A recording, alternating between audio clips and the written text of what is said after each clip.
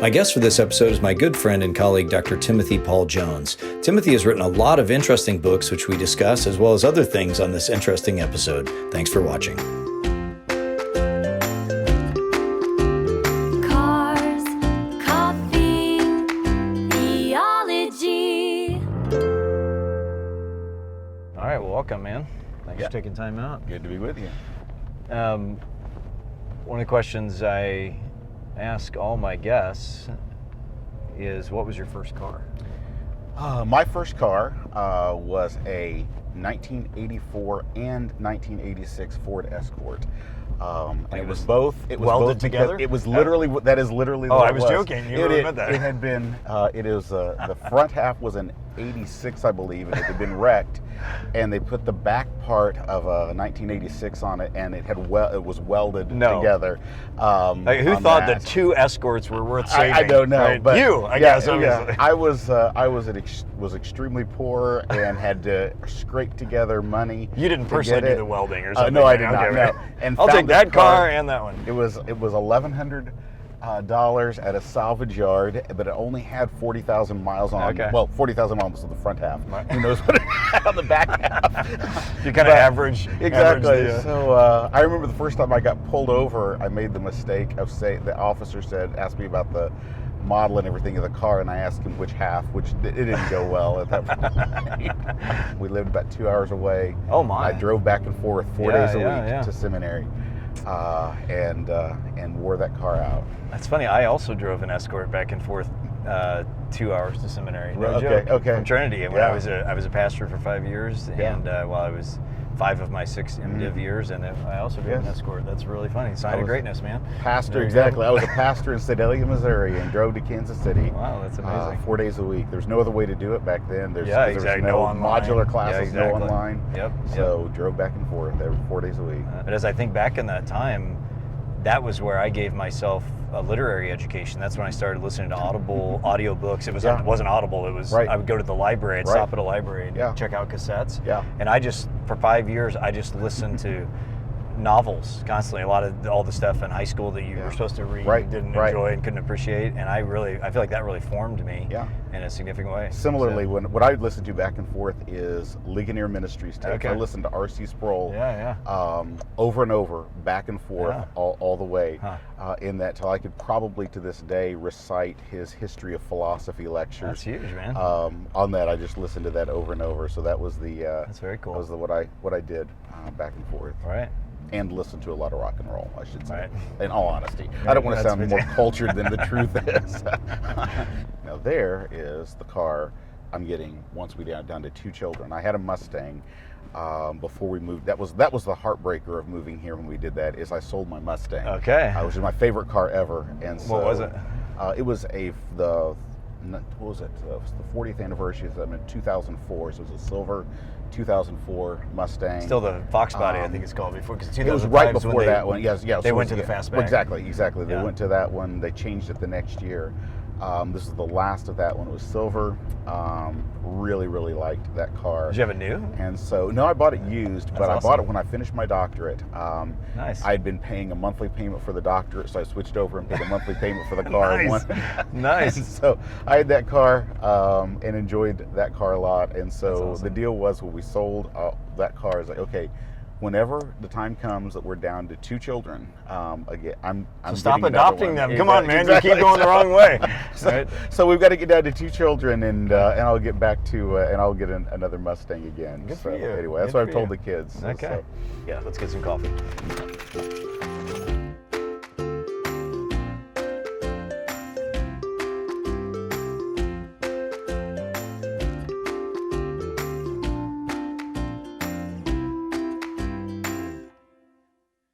First thing to ask you is to choose a number between 9 and 145. Between 9 and 145. Let's see. I will choose 94. 94. Okay. So, why don't you turn to that beast? Okay. I don't know how long ago that was published. Yeah, a few years. Okay. And, what did you say? What number? 94. 94. And read a paragraph out of there and see if you agree with it. Okay. This is one where I was doing kind of a meditation in this book. So that's that okay. Works. Yeah, that works. Okay. Revenge is sweet, or so I heard. So, Lord, if you happen to be in a lightning-hurling mood at this moment, I could certainly come up with a list of potential targets. Like the no-good kid who stole my friend's computer, like the church members who lied about me. Not only do they lie, I don't think they tithe either. Promising targets there, Lord. Like murderers and child molesters and embezzlers and all the other hooligans who don't quite measure up to your standards. Anyone else you'd like to add to my list, God? Anyone else who deserves an unexpected dosage of divine judgment? Oh yeah, I suppose that would include me too, wouldn't it? No, I'd rather not see that lightning bolt yet. Yes, I guess my time might be better spent changing my own life. And no, I don't suppose I'll be needing anything else right now. Nothing except, could you listen to one last prayer? Lord, be merciful to me, a sinner. This could take a while. Oh, that's beautiful. You want to put that in context? What's going on there? So this is a book about Star Wars and talking about how in Star Wars this need to let go of revenge and to let go of a desire for revenge is a key motif in the Star Wars saga. This was actually written, I can remember during a time when I was really wrestling with whether to stay at the church I was at that time. With some people that lied about you. Exactly. Like, so 2004, 2005. Okay. In that, and how that comes out is I did stay there for several years after that. In fact, I came here from there. Okay.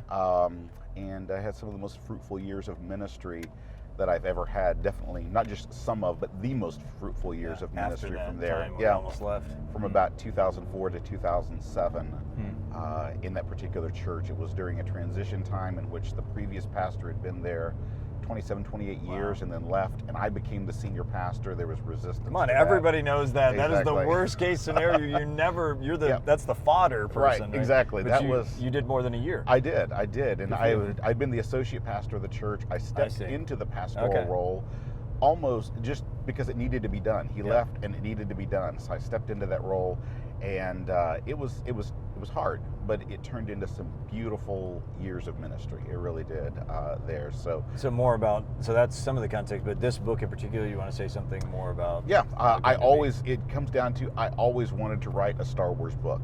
That was that was one of my life goals from when I was about 5 years old, and I'm totally not exaggerating that. I wanted to write a book about Star Wars since I was about 5. Like in the fan fiction kind of sense, or do you already think theologically at that point? I was not thinking theologically. I just wanted to write something Star Wars. And very cool. When Revenge of the Sith came out, I had a chance with a publisher to do that, and jumped on it and wrote this book, Finding God in a Galaxy Far, Far Away. You know, is there a thesis, or it's kind of an exploration of certain themes within Star Wars? It's just an exploration of certain themes. Truth be told, looking back at it years later, it tells a lot more about me than it does about Star Wars, which is okay. It was me working out a lot of things. There's a lot of things I'd say differently and do differently in it than I now, but it was sometimes I wrote a couple of books, one in 2005 and one in 2007. Both of which, including this one, flopped commercially. But I'm glad I wrote them anyway. The other one was called Hullabaloo, which was more than anything else me working through just a lot of grief and pain in my own life, and working through that. And you want to say more about that? Yeah, we so my wife and I went through we started trying to have children in 1999, and just went through some horrible stuff of being matched with children, getting children, then having birth mothers change their mind and losing the children.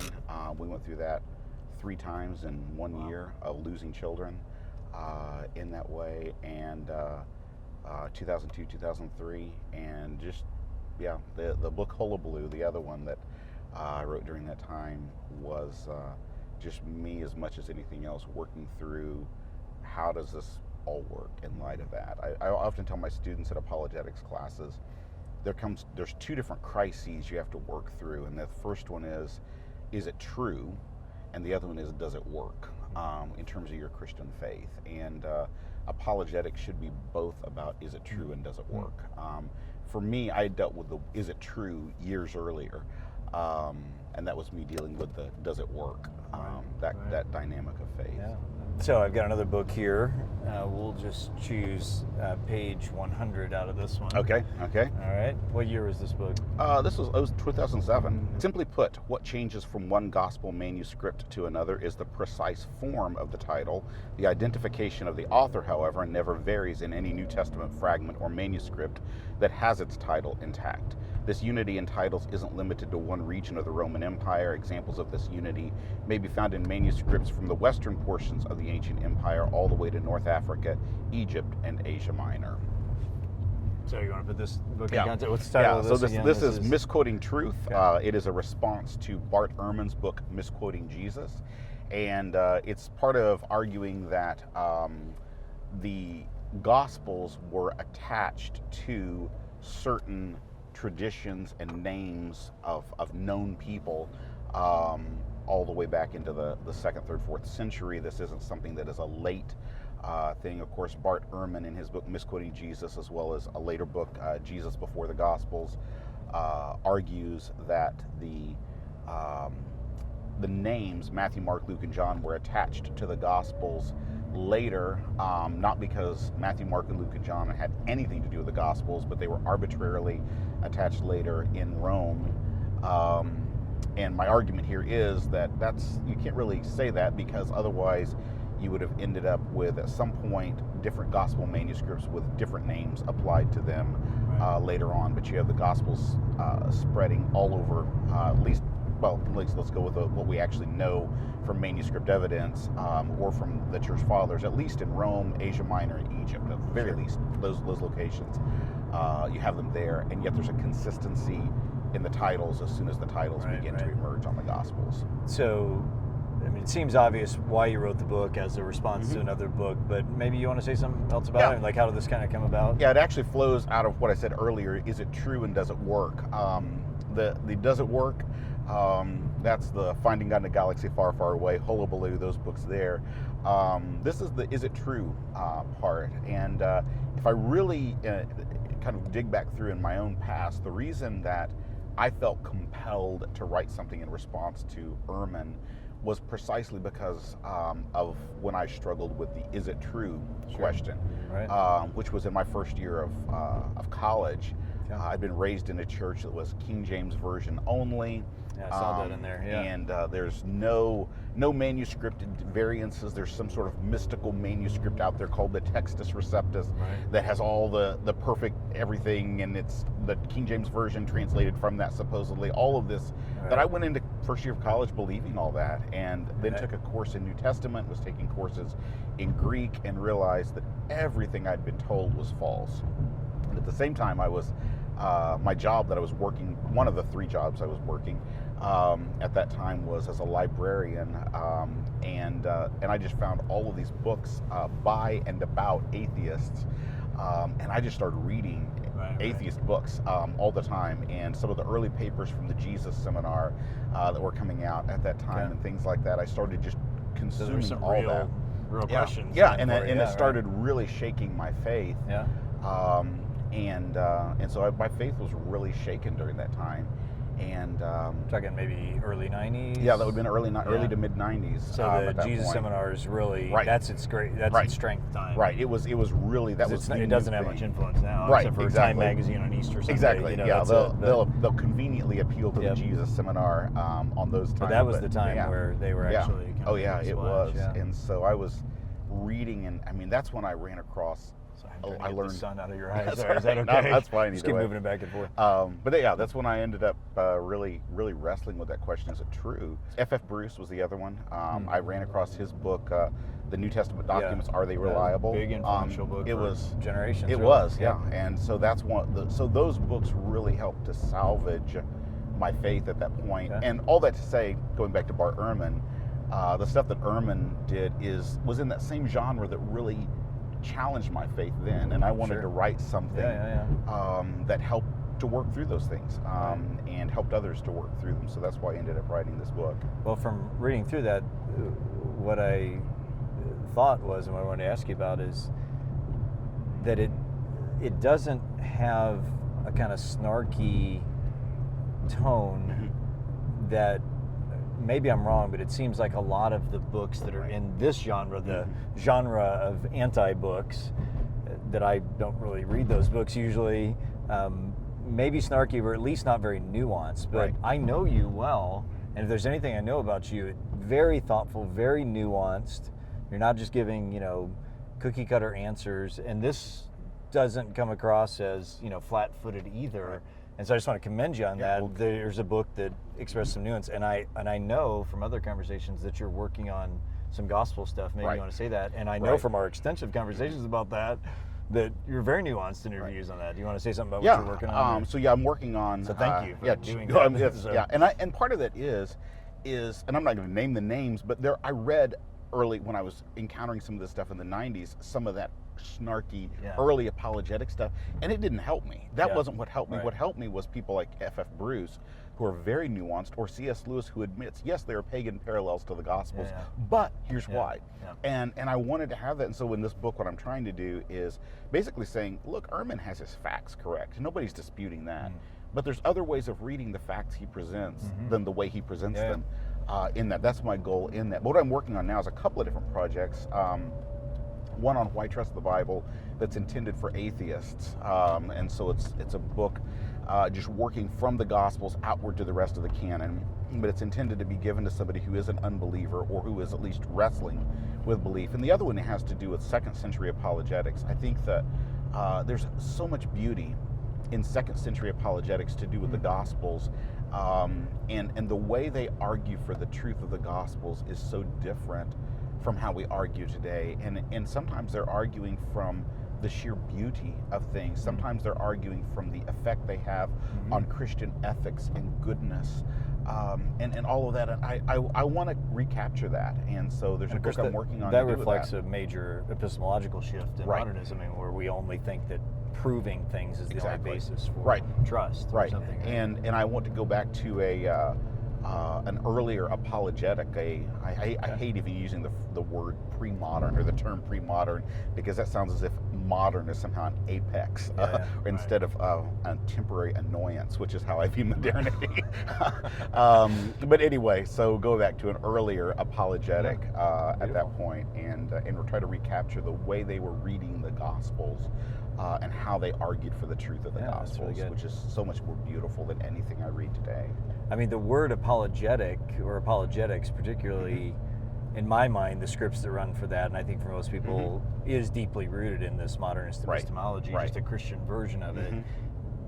Do you think the word is an older word? Do you feel like it's redeemable as a word? Doing it the way you're doing it? I do believe it's redeemable, and I go back to, for example, in the embassy of Athenagoras, or Justin Martyr, or Aristides, who is my favorite apologist of all. When people are like, who's your favorite apologist? I'm like, Aristides, and they're like, who's that? No, I mean, but I really like Aristides. But what about Josh McDowell? Exactly. Aristides, come on. And so anyway, I do think the word is redeemable, and I think about it the way they are using it. That apologia, as they're using it, is shaped by the usage of it in Aristotle, which is the apologia was the opposite of the kategoria. That is to say, the kategoria was the accusation, and the apologia was the response to an accusation. Word given to it. Right, exactly. That's exactly what it was. And that's good. And Aristides, Athenagoras, what they are doing is something beautiful. So just go to Aristides. He starts off and he says, look, what really convinced me of this is the beauty of it, is the beauty of the world. The world is so beautiful that I had to believe in that. And then he said, I read the Christian scriptures and found them to be so beautiful. And then he says, if you really want an outward proof, and this is where we think he's going to kick into a modernity mode, if you really want an outward proof, and what he says is, look at the lives of Christians. They care for the poor. They care for those that are marginalized in society. They care for the underprivileged. And that's his external kind of idea. Now, he's not against, he gives arguments for the resurrection. For example, Justin Martyr does actually far more than the others at that point. But it's encased in this idea, and that's beauty and all of that. And that's what they understand as apologetics. That's their way of defending. That's their way of giving an apologia in counterpoint to the kategoria, is by appealing to these things. And I think the word itself ought to be redeemable when we understand it contextually in that way. You've written a lot of books. So one more, this one, which is so beautiful. This is such like a high quality piece of literature, like I mean, just the feel of it. I mean, you want to lick it almost, you know? So How We Got the Bible, very nice. If you'd read page 161, the fourth paragraph, or third full paragraph. But third full paragraph. Or it is the fourth paragraph. The words that you, that's what I've worked to develop. Now let's see. This one here. This one right here. Yeah. The words that you read in these pages have been sharpened through invaluable critiques and comments from my assistants Garrick Bailey and Nick Wyrens, my esteemed colleagues Rob Plummer, Jonathan Pennington, and Greg Allison. There you go. You made it right there.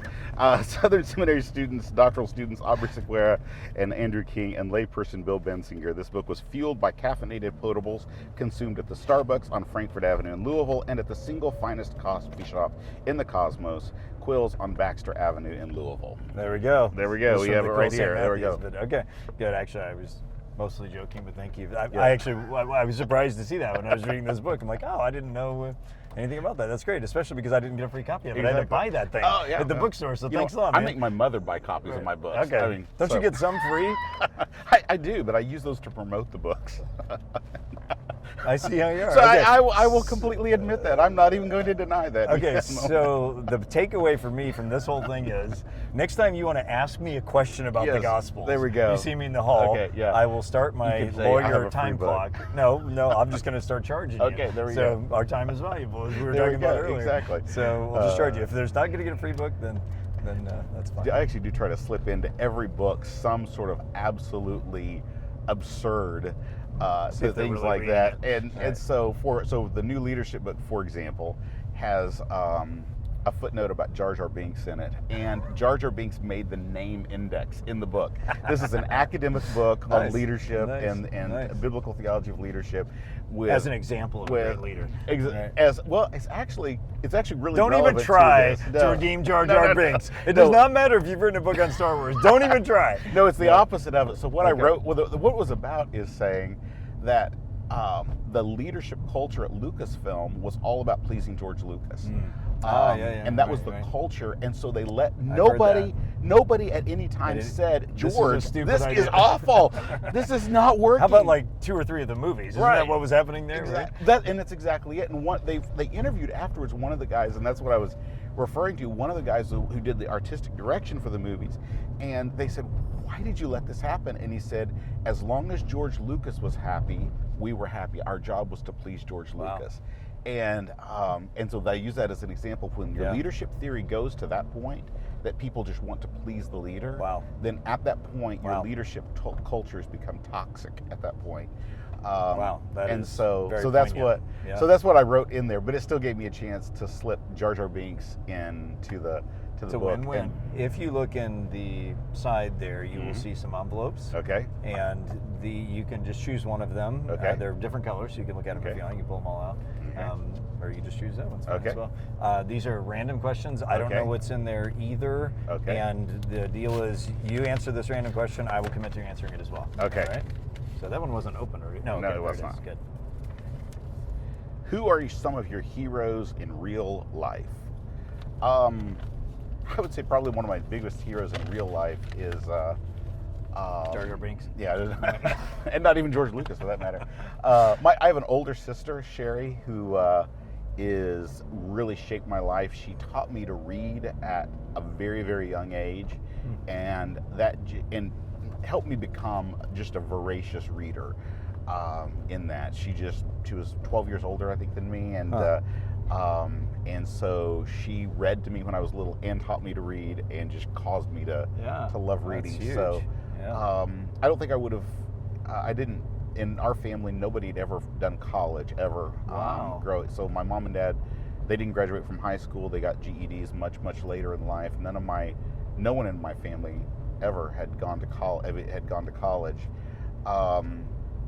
But that is really neat. But my sister just kind of awakened something in me of reading, and then she and her husband encouraged me to go to college, go to seminary, all those things like that. So, so that is one of those things I realized really I would neat. never have been anything at all that I've done without that. I'm a big C.S. Lewis fan. It's hard for me to get even through a single lecture without quoting C.S. Lewis. Like when I'm lecturing, it's like I think students almost take bets on how long can you go without quoting C.S. Lewis. Right, so I've got a deep appreciation for C.S. Lewis as well. So that would be somebody that I would actually go to as well. I'm drawing a blank. I think I'll probably just go with C.S. Lewis and your sister now as well. That's an inspiring story. Yeah, good. So, good. But I'll go with the guy who first shared the gospel with me.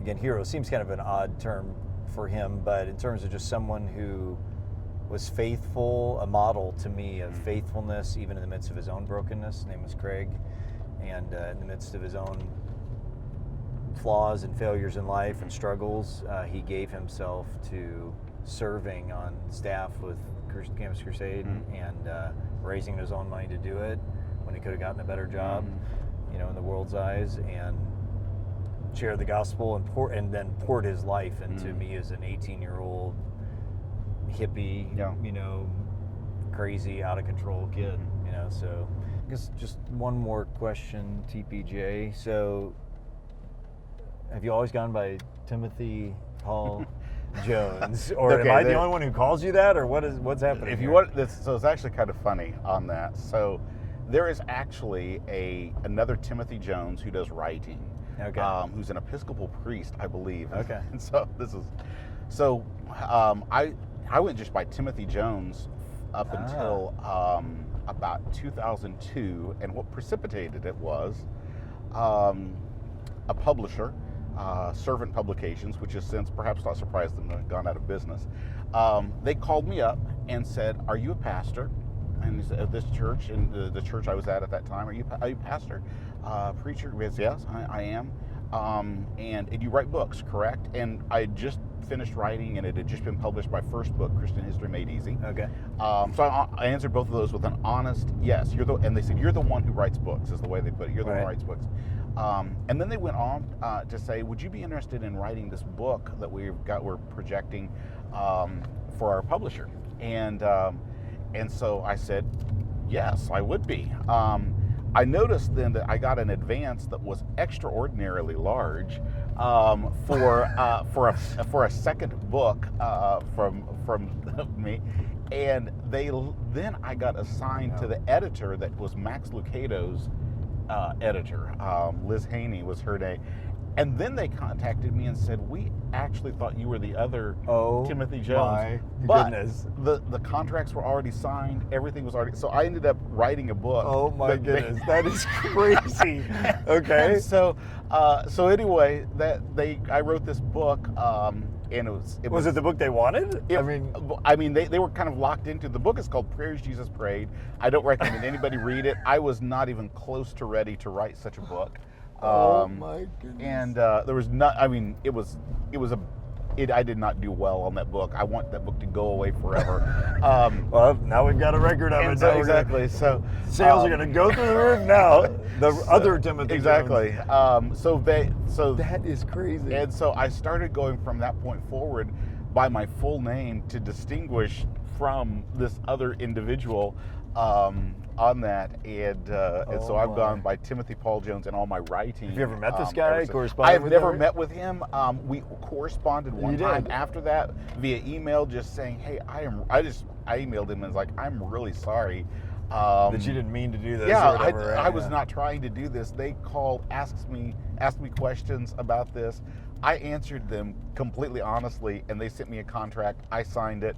I didn't realize what was going on until I ended up with Max Lucado's editor, and I thought, this is kind of strange, and this is a really big advance. Now I always go by Timothy Paul Jones in my writing, so that just ended up kind of multiplying into the rest of life. And then Russell Moore started calling me TPJ. Okay, I thought I started calling you. Yeah. That's good to know. Russell Moore started doing that, and so anyway, so that's how. Because that's what I always call you. Yeah. Actually, I always call you TPJ. I always think it's funny because you're JTP and I'm TPJ, so it's kind of anagrams of each other. Exactly. Right. It goes back to 2002 when I accidentally got a contract for a book. At that point. That is the best. That is so funny. That's a great story. All right. Well, good, man. Well, it's been great to chat. All right. Good to be with you. Really appreciate you, and as a friend and as a colleague and an author. So it's been good to chat. Hey, thanks so much for watching. 3 really quick things. If you like this video, subscribe to our YouTube channel and connect with us on social media. We'd really appreciate it. Secondly, check out the comments section below. We've put a bunch of program notes and links to interesting things there. And third, check out some of our episodes you can see linked here. Thanks. We'll see you on the road. Peace.